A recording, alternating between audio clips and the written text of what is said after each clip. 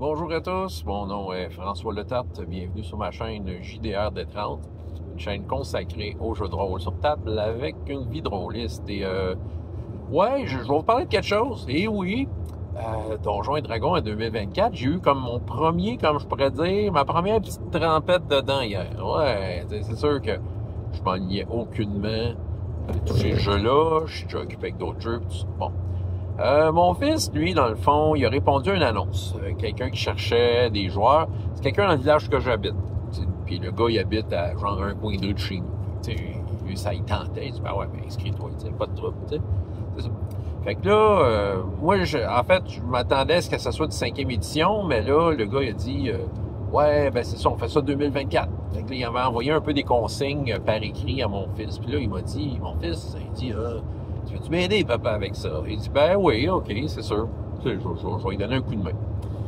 Fait que ça m'a permis, en fait, de faire ma première petite saucette trempette en 2024 et de faire mes impressions très, très larges. C'est la première fois vraiment que je prends le temps de lire des choses de ce livre-là, parce qu'à date, moi, 2024, j'entendais parler d'eux. Puis, c'est sûr que j'écoute des chaînes YouTube de chialeux, fait qu'évidemment, ils vont pointer du doigt les affaires qui sont finalement qui aiment pas. Fait que, puis ça donne que moi non plus, ça me fait pas triper.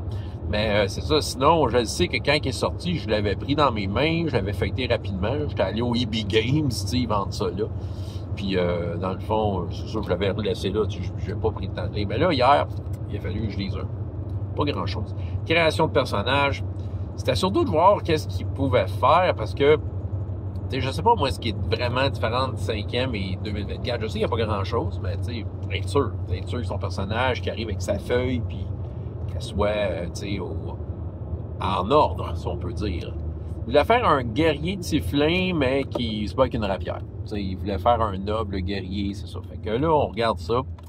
Ben écoute, j'avoue que ce qui a aidé beaucoup, puis je sais que ça, c'est Donjons et Dragons, c'est-à-dire que t'as vraiment beaucoup d'outils en ligne, c'est qu'en fait, oui, on a téléchargé le SRD en anglais pour le consulter, puis commencer à regarder ça, mais il avait trouvé un genre de Wikidot, je pense que ça s'appelle comme ça, de D&D 2024, puis j'avoue qu'il est quand même bien fait.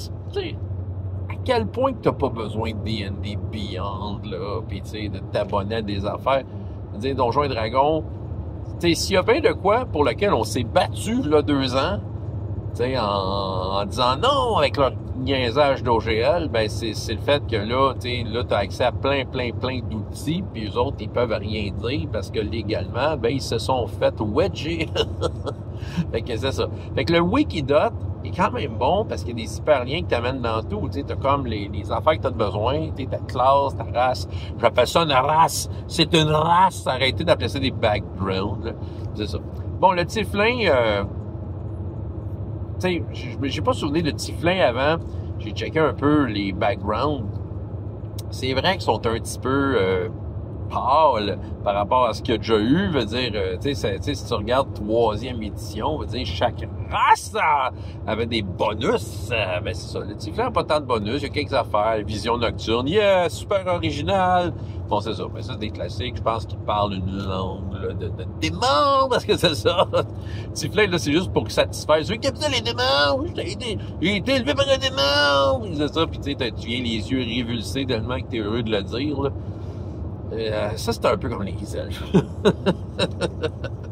C'est juste pour le look. Ils sont pas capables de le jouer comme il faut. Mais je pense que mon gars, il va le jouer comme il faut. Il est quand même un rôliste d'expérience. Il est pas juste pour le wannabe, le wanna look like. Là, je suis sûr qu'il y en a qui se reconnaissent là, présentement puis ils se sentent mal. Mais sentez-vous mal, parce que c'est vrai. Bon, maintenant, le tieflin, élevé par un démon! Bon, OK, ben c'est ça. Dans le fond, c'est juste un humain avec un costume, un cosplay. Dans la version 2024. Bon, il y a quand même ces trucs que les humains font pas, ça va. Pour ce qui est de guerrier, tout ça, ben j'ai bien aimé un peu le Wikidot nous guide bien, là, puis parmi les choix de skills, c'est intéressant, là, il y a comme, ça permet quand même de te spécialiser dans certaines affaires. La feuille de personnage, hey, sérieux, je la trouve quand même bien. La feuille de personnage de 2024, comparée à l'ancienne, Parce que oui, c'est correct d'avoir toutes les compétences dans une seule et même liste et un petit rappel entre parenthèses de quelles caractéristiques que ça a à faire. Mais là, dans cette feuille-là, la façon qu'elle est organisée, c'est que chaque caractéristique a sa liste de compétences reliées en dessous. Je trouve que c'est plus compréhensible. Oui, ça peut peut-être être un peu plus long pour chercher un skill parce qu'ils sont plutôt en ordre alphabétique. Mais moi, je pense que, tu sais, habituellement, quand je demandais un check de quelque chose, 5e édition, mettons, là, tout de suite, j'avais en tête la caractéristique de base duquel elle pouvait découler. Fait que dans le fond, c'est ça. Fait que dans le fond, je trouve que la feuille est bien faite. On s'entend, j'ai été, moi, vous dire, un de mes jeux préférés de tous les temps, là, il est arrangé de même, c'est Star Wars D6. Là, dans le fond, tu as chacune des habiletés de base, puis tu as les compétences listées en dessous. Puis ça, ça fait la job en masse. C'est ça. Fait que, non, ça va bien. Je trouve que la feuille est quand même claire. Je sais pas pourquoi ça, c'est une affaire. Disons que le premier gros point positif de quelque chose qui vient du livre de Donjon, c'est que la feuille, je la trouve mieux faite que celle de 5e édition. Je sais pas, j'avais, pour moi, là, mon regard se posait là-dessus, on dirait que je me retrouvais mieux. Fait que, il y a eu quand même un bon ménage là-dedans. Fait que, qu'est-ce que j'ai de bon à dire là-dessus? C'est ça, la feuille de personnage, je la trouve très belle, très clean. Et les outils en ligne, gratuits, multiples, sont vraiment utiles, sont vraiment bien faits. Je veux dire, t'as pas besoin de ben plus, puis t'as tout pour être vraiment autonome. C'est ça, je veux dire, il s'agit que tu cherches un peu, là, puis tu trouves tout. Puis d'avoir le SRD gratuit, ça, c'est très cool. Fait que, c'est ça. Fait que, dans le fond, c'était ma première trempette. Est-ce que ça m'a donné le goût de jouer? Non, j'ai d'autres plans, mais c'est ça. Mais reste que bon, je suis quand même rassuré. Un joueur qui s'embarque, puis qui est moindrement débrouillard, il y a tout ce jeu-là dans ses mains. Voilà, c'est ce que j'avais à dire. François Letarte, JDR D30, et jusqu'à la prochaine fois, ayez autant de plaisir dans la vie que dans les jeux. Au revoir!